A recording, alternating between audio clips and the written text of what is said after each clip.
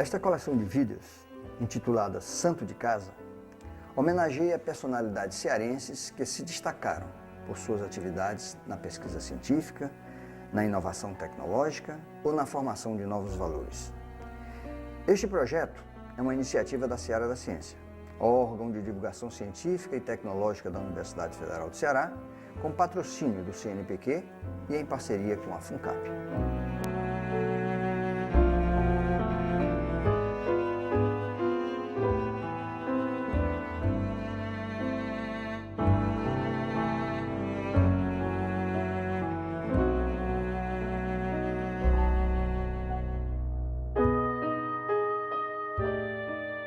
Miguel Cunha nasceu em Fortaleza, em 1914, e se formou em Engenharia Civil pela Escola Politécnica da Bahia em 1939. Foi professor de Química da antiga Escola de Engenharia da Universidade do Ceará e incentivador da formação de talentos em diversas áreas do conhecimento.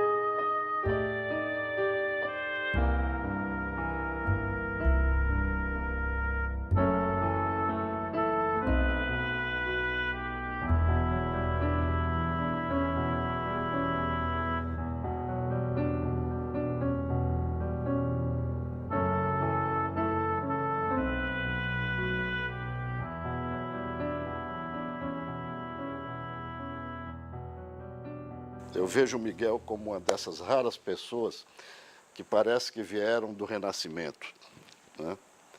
Eu conheci o Miguel quando eu era ainda estudante de Química, no primeiro ano, porque eu namorava a Lucinha, que é a querida Lucinha, que é a mãe dos meus filhos, né? A filha do Miguel. E nós nos conhecemos assim. E desde dessa época, o Miguel foi uma pessoa extremamente preciosa na minha vida, porque me deu uma orientação para o que eu devia, para o que eu poderia fazer, e como eu poderia explorar melhor o meu potencial, o potencial que cada um de nós tem. E quando eu falo o nome do Renascimento, eu falo na pessoa interessada em tudo que é do homem, tudo que diz respeito ao homem. Em todas as artes, em todas as ciências, o Miguel tinha alguma coisa a dizer.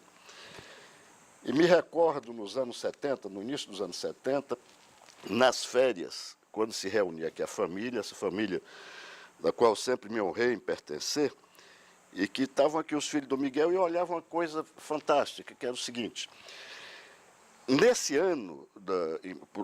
anos, no início dos anos 70, eu fui parar na Universidade de Alagoas. Eu fui o primeiro doutor que foi para a Universidade de Alagoas, em 73.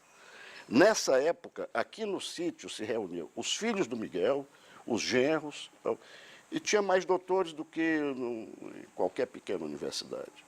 E em várias áreas do conhecimento, e essas pessoas foram animadas pelo Miguel. Elas foram... o Miguel era um grande animador científico, eu diria assim, né?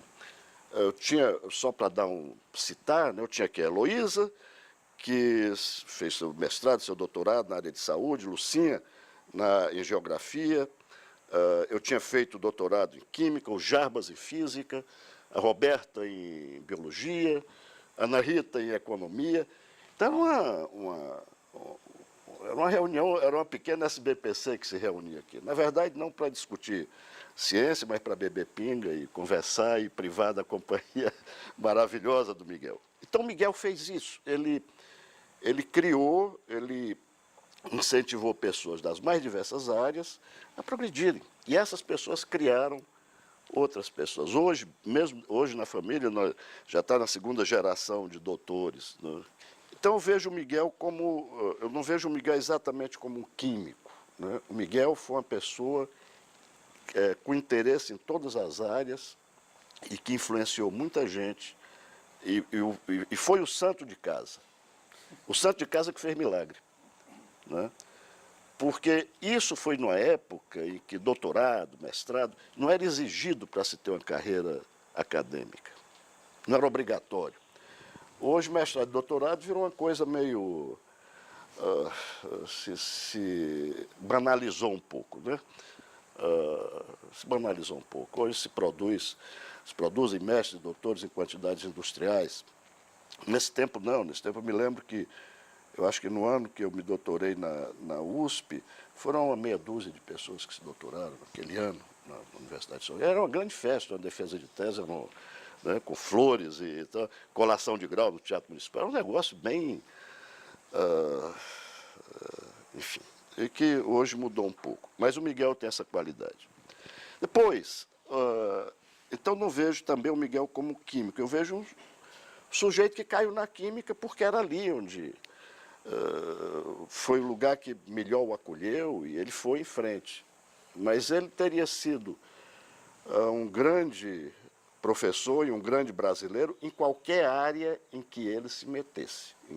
Porque, como eu falei, ele orientou pessoas desde a área de saúde até a área de economia, passando pela química, passando pela coisa. Então isso é uma grande aquisição. Mas eu queria voltar a uma coisa que é muito curiosa. Eu consegui, e me lembro que o Miguel me mostrou há muitos anos isso, na casa dele, era uma prova em versos feita por um aluno da Escola Politécnica da Bahia, uma prova de química sobre as propriedades do hidrogênio, a produção industrial do hidrogênio e tal. E eu consegui uma cópia disso, mas ele me deu para ler na época. Era formidável. E o aluno que escreveu que respondeu essa prova, a prova de química da Bahia, em junho de 1931, o Carlos Marighella, né, o grande brasileiro, e que era um grande amigo do Miguel. E a pessoa que escreve uma prova em versos de uma disciplina meio chata como a química, é porque tem amor àquela coisa, né? E eu gostaria que o Miguel falasse alguma coisa sobre o seu tempo da Universidade da Bahia e se foi desse tempo que ele se interessou pela química, sendo amigo do autor dessa prova como ele era. Quando eu fui para a Bahia, eu já tinha um espírito mais ou menos formado. Conheci o Marighella.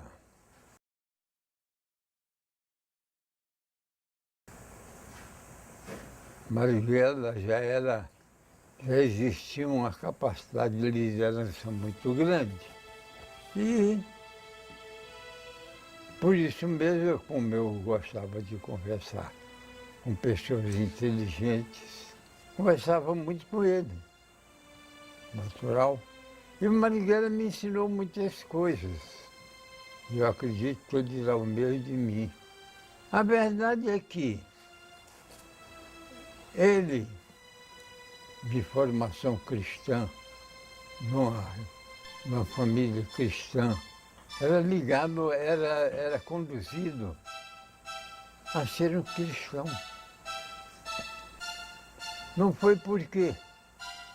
Por uma pergunta simples que ele fez. Puxa, se Deus era perfeito,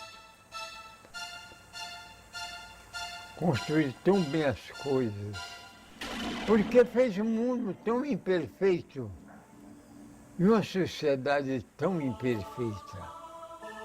Por que não realizou uma humanidade ótima? Ele me disse isso uma vez. Disse, ele não fez isso, não foi por isso, não. É porque não pôde. E realmente, quando ele disse é porque não pôde, ele me deu a resposta que eu estava perguntando. Ele não pôde. Porque não podia. Porque as coisas não se fazem ao nosso bel prazer. As coisas se fazem dentro de certas condições obrigatórias. Lá dentro delas mesmo é que surgem as leis que vão dar origem a todas as outras coisas. Se Deus existe e está lá, então é Deus quem está lá dentro. Se não, não tem como explicar. Marighella tinha uma razão. Ele dizia, se você afirma e não explica, você não disse nada. O homo, quando ele cresceu, quando ele apareceu para explicar. Porque ele não existiria se não explicasse. Era o animal mais fraco do ponto de vista biológico. Não sabia, não tinha couro, tinha pele, mas não tinha couro. Não tinha dentes dilacerantes. Não tinha. Como então dilacerar as carnes duras, das cascas duras que ele pegava? Não tinha a agilidade que tinham os outros, que tinham 4 mãos, éramos 4 humanos. O que é que o homem tinha? O homem tinha 4 membros. E foi se formando aos poucos, né? E se constituindo naquilo que nós conhecemos hoje. Porque para o couro, para se defender das agruras da floresta, ele tinha o couro que ele aprendeu a fazer. Ele aprendeu a fazer. Se ele não via muito longe, ele aprendeu a ver. Alguém lhe ensinou a ver. Uma pessoa, uma coisa qualquer. Enfim, todas as coisas que nós temos, que nos guiam, que nos defendem, são coisas criadas por nós mesmos, pela própria natureza. Às vezes, a natureza de Deus é possível. E se você me disser que todos nós, somos um corpo, somos uma partícula de Deus, você não está afirmando nada de mais de ruim. Ao contrário. Está explicando aquilo que você não poderia explicar. Agora, o pensamento é um pensamento. Quem criou o pensamento? O homo. O homo foi que criou o pensamento. Como? Simplesmente usando aquilo que ele tinha de melhor. que era o seu cérebro. Ele sabia pensar, aprendeu a visualizar a distância, a medir distâncias, pela variação angular. E em síntese, nada do que foi feito, nada do que foi estabelecido no mundo deixou de ser feito pelo Homo, pelo próprio Homo. Ele foi quem o criou.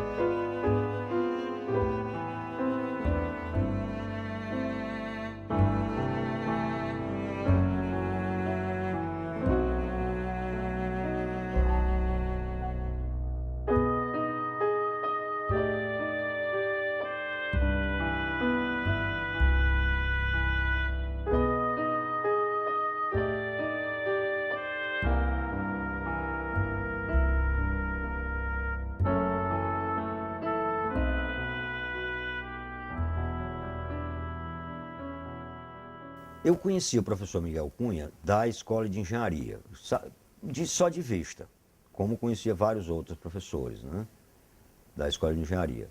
Na época, em 64, eu era aluno do Instituto de Física, ficava ali no Benfica. E em 64 eu fui preso, como preso político, e quando cheguei lá no 23VC, a prisão foi no quartel do 23VC, o professor Miguel Cunha já estava lá junto com outros professores meus, como o Milton Ferreira de Souza, né, que esse era meu professor do Instituto de Física mesmo. Bom, na época não se tinha uma exata noção do que era aquele movimento.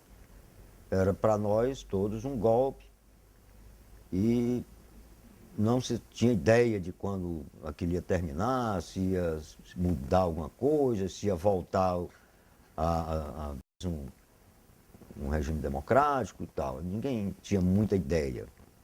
Eu era um jovem, tinha 23 anos na época. Tinha me casado há uns 15 dias antes do golpe de 64 e fui para a ala dos presos especiais, onde estava o Miguel Cunha, porque era oficial da reserva. Nós não tínhamos o que fazer. E durante os primeiros dias ficou aquela decisão. Depois, com o passar do tempo, nós começamos a procurar outras atividades. Então, por exemplo, os professores, como o Miguel Cunha, como o Milton Ferreira, faziam palestras na sua área de conhecimento. O Pontes Neto fazia palestras sobre medicina, sobre problemas da medicina. E com isso nós íamos nos beneficiando, né? E ao mesmo tempo passava-se o tempo, né? Todos nós estávamos presos lá, acusados de ser comunista. Era a pior peste que podia se dar a uma pessoa, era dizer que ela era comunista. Então todos nós lá éramos comunistas. Eu até que fazia parte da juventude comunista. Mas os comunistas daquela época eram uma coisa assim tão aberta, tão vergonhosamente aberta para ser um partido na clandestinidade, que a sede do partido era aberta ao público, podia entrar quem quisesse, como entravam muitas vezes os próprios militares. Depois mesmo eles disseram, rapaz, eu assisti várias palestras de vocês lá, derrubando tudo que era governo. O Miguel Cunha foi acusado de comunista, como o Milton Ferreira, que aliás era chamado de Miltoff, né, para poder dar uma conotação assim de origem russa, né?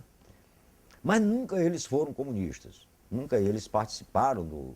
Eles podiam até ajudar, né, dando algum recurso que se pedissem lá, se o partido fosse lá e pedisse, eles davam, como a gente assina livro de ouro para aluno fazer festa de fim de ano.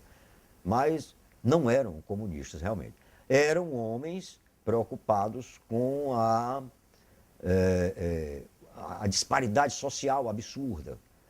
Mas Miguel Cunha era apenas um homem preocupado com o desenvolvimento do país. Ele era um homem de natureza técnica, um engenheiro.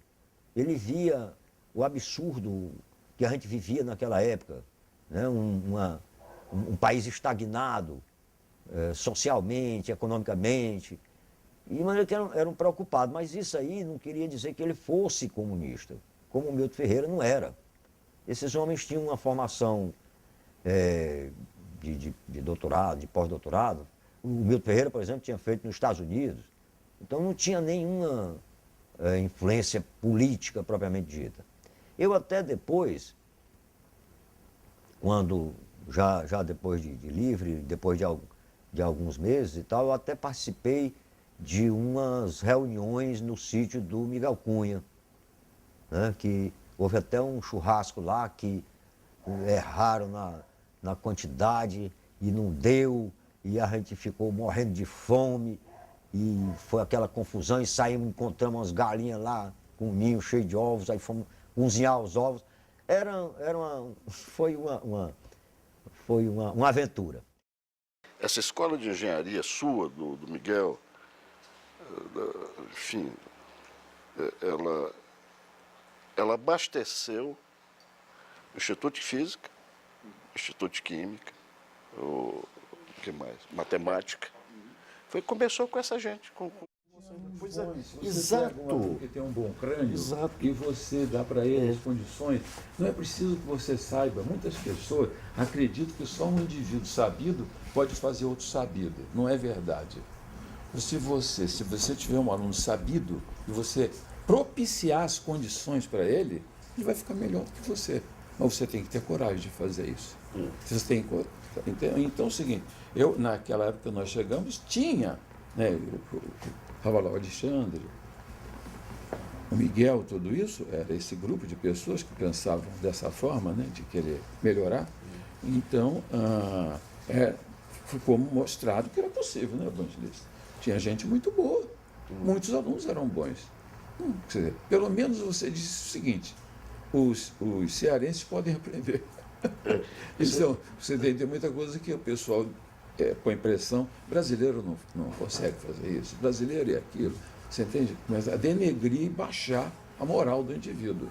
Então, lá, nós sempre fizemos isso para estimular os alunos. Tinha muita bolsa. Você sabe que o Miguel levou as últimas consequências disso aí.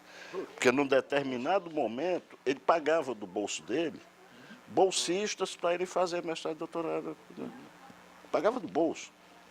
Era o CN, como é que é? CMPq, o Conselho do Miguel. Mas o seguinte, houve esse negócio gerou um atrito muito forte, que talvez nós não soubemos administrar. Porque sempre, quando você tem uma luta, né, você tem um prejudicado e você tem que saber não deixar o prejudicado ficar ofendido, para não tomar essas atitudes. Porque todas as perguntas que me fizeram, todas, sem exceção, vinham da escola de engenharia. Vinham. tá certo? Não dava. Hã? Era força bruta, né? Não, as pessoas estavam se sentindo prejudicadas e não tiveram dúvida. Mas apesar Quando da- tiveram a oportunidade de fazer isso, fizeram, tá certo? Uma consequência interessante disso aí foi que quando eles ficaram sem emprego, né, o Miguel, o Milton, né, e o Américo, né, eles, então, através do Haroldo, né, Foi, que ele o Haroldo, conseguiu foi. fazer o curso, né, do Castelo, que foi o primeiro curso no Ceará, eu não sei nem se foi o primeiro Primeiro curso do Brasil. do Brasil, acho que sim, né, ligado a um colégio, né, porque tinha muito cursinho pré-vestibular. Mas essa ideia de fazer o curso ligado a um colégio já estabelecido, pegava o terceiro ano, então dava mais ênfase, né, para preparar para o vestibular, acho que começou aqui. Né? E veja como são as coisas. Né? Com isso daí, os colégios da cidade, né, viram que era uma coisa rentável, né, e começaram a investir. E hoje, eu acho que isso realmente começou com o Castelo, né, e pouca gente, né, lembra disso. Hoje, os colégios aqui do Ceará são altamente bem-sucedidos em preparar para os vestibulares, até do ITA e do IME, e nas Olimpíadas de Matemática, Química, Física, todos se dão muito bem. Né? Inclusive, eu recebi há pouco tempo uma visita do Alaô Chaves, né, que é o presidente da Sociedade Brasileira de Física. Ele veio aqui no Ceará para saber por que a maioria dos alunos que tiravam medalha de ouro na Olimpíada de Física eram cearenses. Né? Acho que essa coisa começou assim, né? Desde o tempo do Castelo. Não é, Miguel? Você se lembra do tempo do Castelo? Lembro. O Castelo foi o primeiro curso que tinha um artista que dava aula. Tinha um pintor aqui, você lembra dele, Manu? Tinha um pintor aqui, que é suíço. Eu convidei o cara, vem, aí ele dava aula lá, uma aula de cultura geral. Os alunos, eu dava só uma aula em cada turma. Era uma aula infernal, que era uma maravilha, eu adorava. Que é o seguinte, eu dizia, se você me fizer uma pergunta de matemática, de física ou de química, e eu não resolver em 5 minutos, pronto, você não precisa pagar hoje a mensalidade do curso. Então, você imaginou? Pô, era um negócio de administrar a empolgação dos alunos, porque ela vinha com uma pergunta, outro com outro, outro com outro. Então é o seguinte, eu saí de lá esfalfado, tá certo? E isso você a ideia era fazer o aluno participar mais. Aí ele vem com questões, ele vem com aquilo. E esse negócio, não é? Estudei no Colégio Castelo Branco, no pré-vestibular e terceiro científico na época do Colégio Castelo Branco. E todos nós que estudamos no Colégio Castelo Branco tivemos certamente a grata satisfação e uma contribuição muito grande na formação da nossa vida, quer técnica, quer de caráter pessoal, e certamente passa pela figura do Dr. Miguel Cunha. E isso foi uma época extremamente importante para a vida de qualquer pessoa que tinha interesse em se formar nas áreas técnicas aqui no estado do Ceará, especialmente pela contribuição que ele deu na criação e no desenvolvimento dos cursos pré-vestibulares, incorporando muitas vezes o próprio pré-vestibular com o terceiro científico, e também pela formação que se agregou posteriormente na Escola de Engenharia, que é uma escola de excelente nível, mesmo no cenário brasileiro, e que transformou a vida de muitos jovens em excelentes profissionais.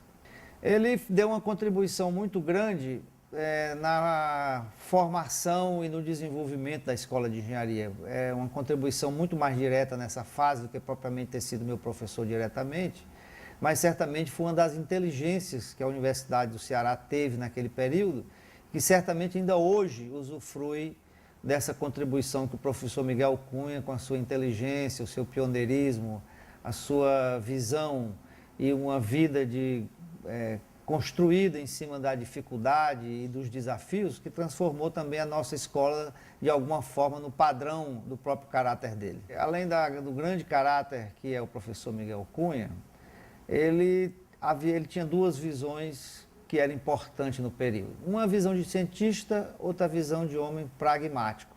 Então a escola conseguiu fazer ainda no momento oportuno da criação dela e no início da vida da própria universidade, e especialmente da Escola de Engenharia, essa conjunção entre a visão pragmática de quem conhece a vida, técnica e de um modo geral, e também sem se desconectar da questão da essência da ciência que está contida na própria universidade. Então, eu acho que o Miguel deu essa contribuição como cientista e como técnico. Então, essas duas vertentes, esses dois vetores que formam uma grande escola de engenharia, certamente teve a contribuição precisa e oportuna do professor Miguel Cunha. Na verdade, quando surgiu a necessidade, a urgência da engenharia, foi com o desenvolvimento dos explosivos, coisa esquisita. Então, os explosivos foram justamente aqueles germes do desenvolvimento. Casca de ovo é forte, é formidável, é formidável. Todo mundo fala casca de ovo. Quem sabe calcular uma casca de ovo? Bom, depende. Depende dos materiais que nós dispomos. Muito bem. E esses materiais que a gente dispõe, a gente pode fazê-los ou não? Pode. Então depende de nós.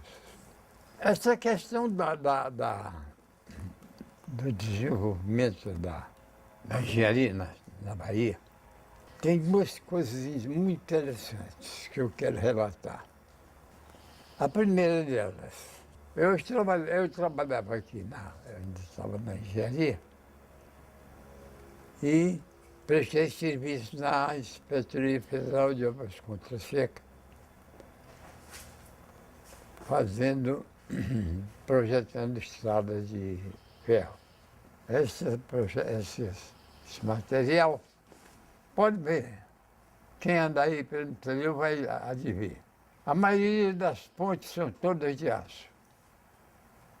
Mas o Brasil não fabricava aço. Bem, então se o Brasil não fabricava aço, como é que ele ia fazer estrada de ferro? Que dependia de pontes de aço.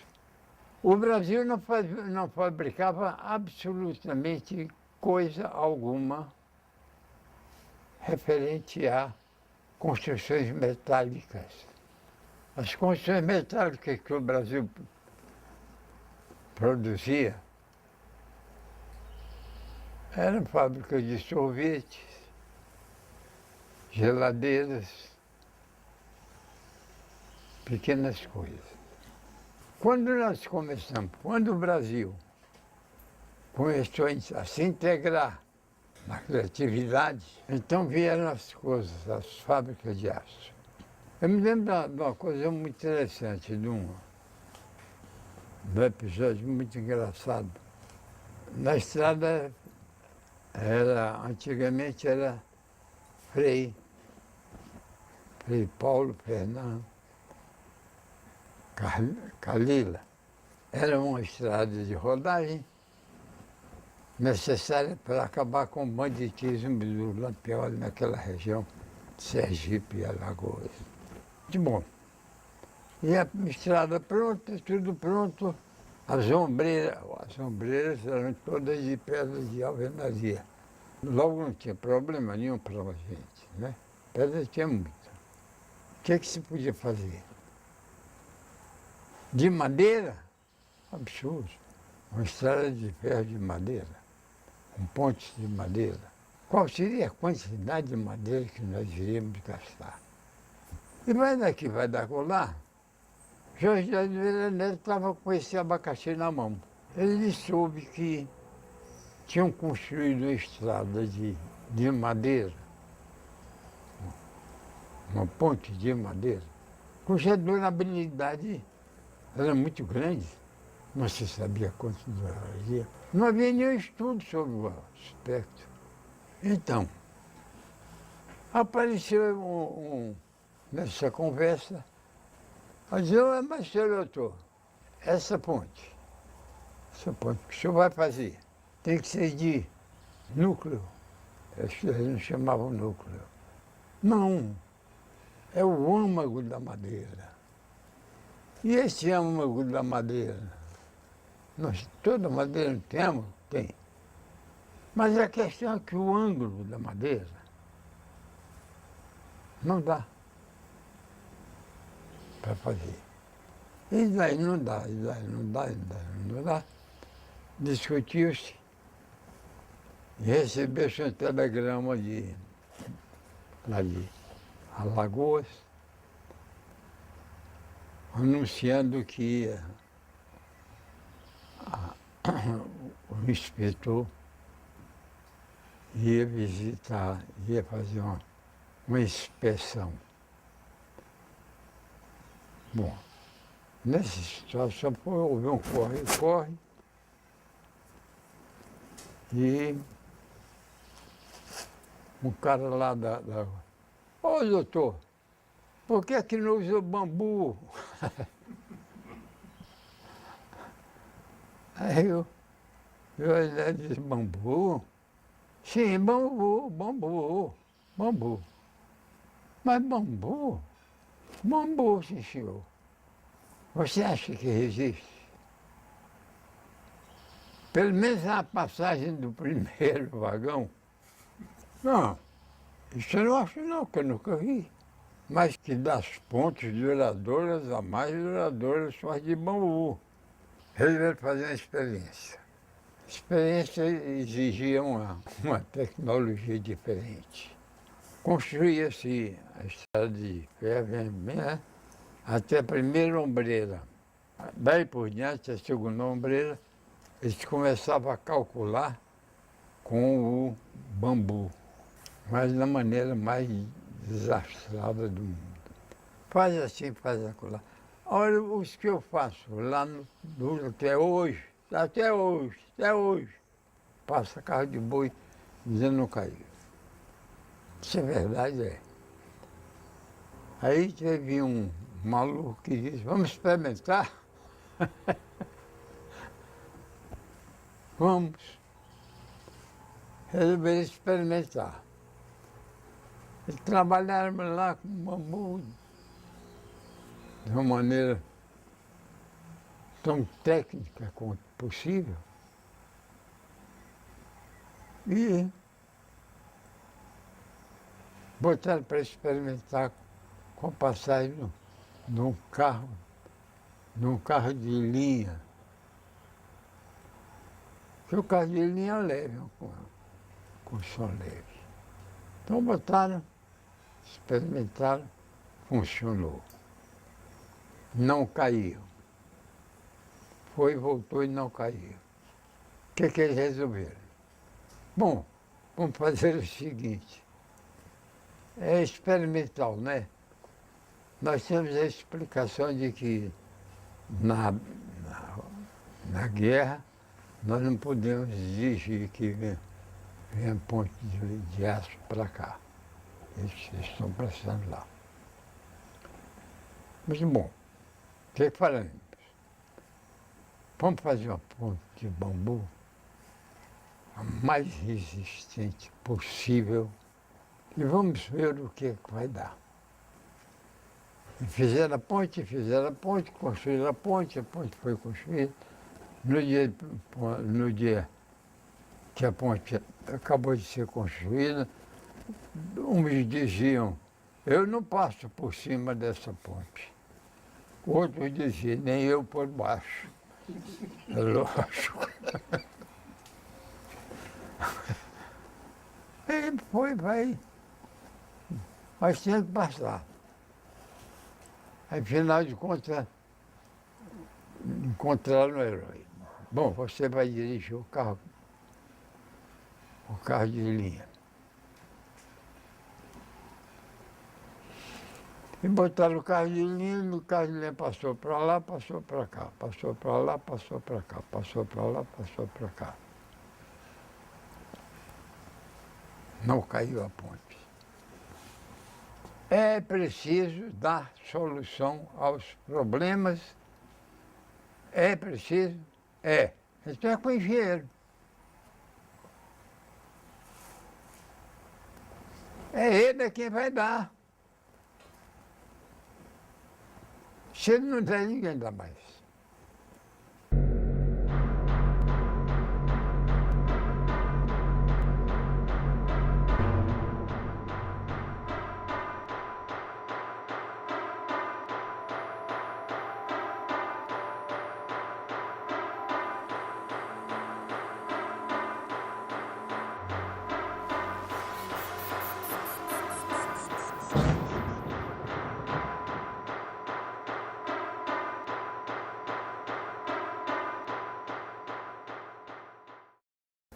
Aquela época se vivia sob tensão, né? É uma tensão permanente, é uma repressão, isso que estava enraizado em toda a sociedade, na juventude.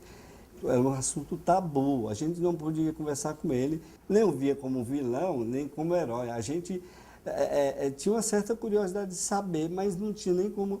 A única coisa que se comentava era essa, havia essa prisão e tal, mas eu não conseguimos, pelo menos eu não consegui alcançar nenhum detalhe desse fato e como é que foi ou não. Se falava muito que era um militante, que havia sido preso, e na época era um assunto de muito preconceito, era um assunto que não se podia conversar muito, né?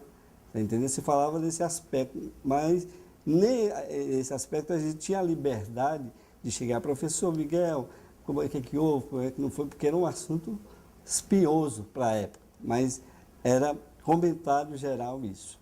Ele seria comunista, né? Na época era um nome, comunista era comedor de crianças, posso falar do professor de sala de aula, como já disse, especial, tão especial que 40 anos depois, eu me lembro muito bem, estou rememorando aqui, a aula dele falando nos grandes cientistas da época, da mecânica quântica, com uma desenvoltura e uma paixão, repito, contagiante. Eu quero recordar de fatos, de acontecimentos ocorridos há mais de meio século, quando a escola de engenharia estava nascendo. E reitero o que aqui já foi dito, da palavra incentivadora do professor Miguel aos colegas, aos alunos, aos servidores da casa, no sentido de motivar-se para a ciência. E não é por acaso que a escola de engenharia ficou com um dos melhores currículos no que diz respeito ao embasamento científico. Sobretudo a matemática, a física, a química, que na visão eclética que ele já demonstrou ter e foi ressaltado, dosou o ensino e tornou o nosso engenheiro muito bem preparado para o exercício da profissão e, mais do que isso, sobretudo, para adaptar-se a diferentes circunstâncias que viessem a ocorrer em sua vida profissional. E creio que temos aqui o evangelista que é ex-aluno formado na primeira turma, que poderá servir de testemunha como ex-aluno. O professor Milton, também como ex-professor da casa, na área científica. Isso tudo incentivado e motivado por esse amigo, professor Miguel, de uma forma muito importante para a vida escolar. Não só naquela época, mas em todo o futuro que teve pela frente, com resposta inclusive aos dias presentes. Eu diria que ele teve uma atuação marcante que já dura mais de meio século. Se tivesse alguma indagação a fazer ao meu amigo, professor Miguel, eu indagaria mais sobre essa recordação que devemos todos ter da influência da ciência na formação do engenheiro. Nada é impossível se o possível é possível. Não tem por onde. E quantas coisas se fez assim? No Brasil. Sabendo que era impossível, foi lá e fez. Pois é, não é? Fernando Então, Sabino.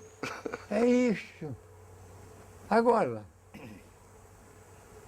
faz com arte. Com a arte, que é a engenharia. Essa tem que estar lá presente. Essa tem que vencer. Essa tem que discutir. Essa tem que ir brigar, tal, vai dar, não vai dar. Inaugura-se, não se inaugura, se inaugura. Se vão inaugurar, então eu vou lá para casa que eu não quero nem ver. E aí inaugura, não cai, passa. Olha, na engenharia, tudo é possível desde que as coisas sejam, que você vai empregar, sejam também possíveis. Nós construímos a ponte, sabemos por que construímos, sabemos em que condições ela vai trabalhar, sabemos tudo. E se tudo está dentro do nosso conhecimento e dos nossos cálculos, é possível. Miguel, isso que o Alexandre levantou aí, e que eu sempre achei muito interessante, era a tua capacidade de de colocar o pensamento em ação, né? Tem um recorde do episódio muito interessante, essa coisa da boa ciência e da boa engenharia, né? No início dos anos 60, o Matheus Ventura, você se lembra, resolveu criar um curso de engenharia química lá no Instituto de Química. Resolveu criar um curso de engenharia química lá no Instituto de Química, e que na época era uma grande besteira, na realidade. Porque não havia indústria química no Ceará, não havia... Quer dizer, você pega... Eu me lembro depois de ter visto no polo cloroquímico de Alagoas, né, a Salgema empregava 4, 5 engenheiros e acabou, quer dizer, era muito pouca gente. E você foi profético naquele tempo, porque você diz o seguinte, que existem dois grandes ramos da produção química, né, que é a petroquímica, né, que produz commodities, e a química, essa química que produz, que gera produtos de alto valor agregado, né? Produtos muito caros por unidade de peso, que é a química fina que a gente chama hoje. E foi uma discussão dos diabos no Instituto de Química, foi um arranca-rabo violento, porque o Miguel levou a turma dele lá da escola de engenharia, e o Ventura levou a turma dele lá do Instituto de Química. Eu, na verdade, fiquei no meio, porque eu era aluno do Instituto de Química, mas namorava a Lucinha, né? Não queria brigar com o Miguel, era um negócio complicado. E foi uma discussão tremenda.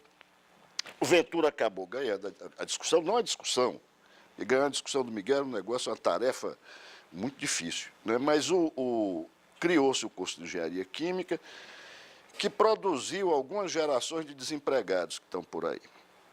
Anos depois, me entregaram no Ministério de Ciência e Tecnologia a elaboração de um programa de formação de recursos humanos para química fina, né?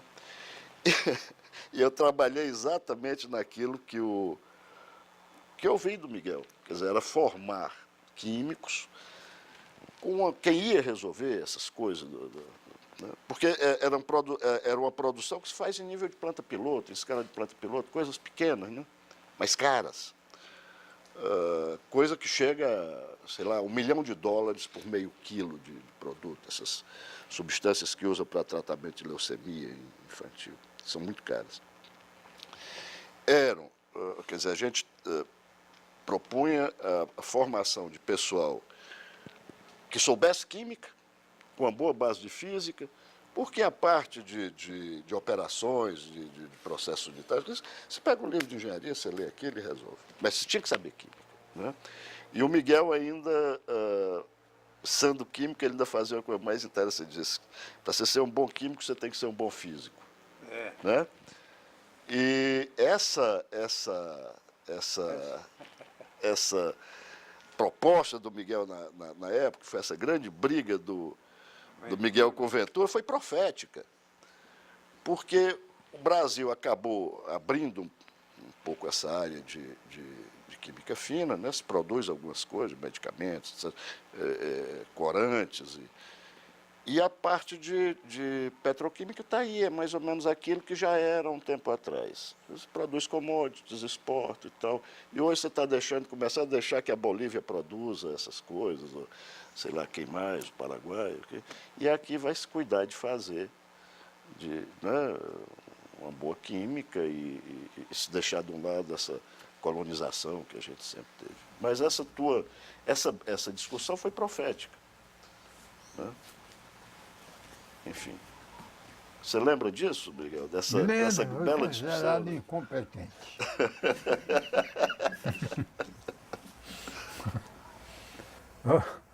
O Ventura simplesmente me taxou, pá. Ele e o Enéas. Pois bem, na engenharia, como em qualquer, você encontrará soluções para tudo, o que você quiser. Agora, tem que botar o problema todo direitinho, completo, com todos os seus dados, e completar.